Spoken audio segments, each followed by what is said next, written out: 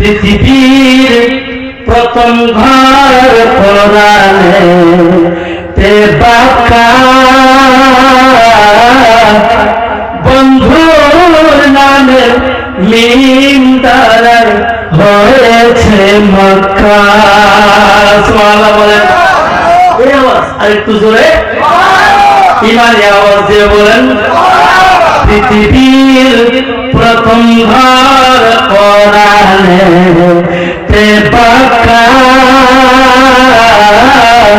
বন্ধুর নামে মিম দ্বারায় হয়েছে মক্কা।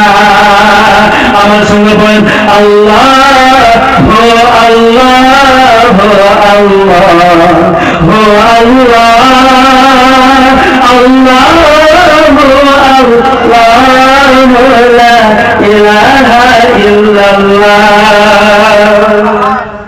এরা বলে সুবহানাল্লাহ কই আর জোরে যেথায় লক্ষ কোটি আশিকদের প্রেম মেলা, যেথায় লক্ষ কোটি প্রেমিকদের প্রেম মেলা। লাব্বাইক লাব্বাইক বলে লা শারীকা লাহ। আরেকটু জোরে যেথায় লক্ষ কোটি আশিকদের প্রেম মেলা। লাব্বাইক লাব্বাইক বলে লা শারীকা লাহ।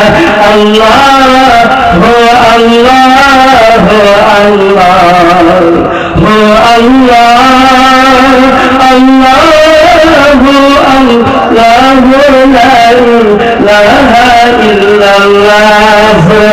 সুবহানাল্লাহ। কোরআনের ভিতরে মক্কার নাম ছিল, মক্কার নাম আছে বাক্কা, অবিবাক্কাতা মুবারাকা।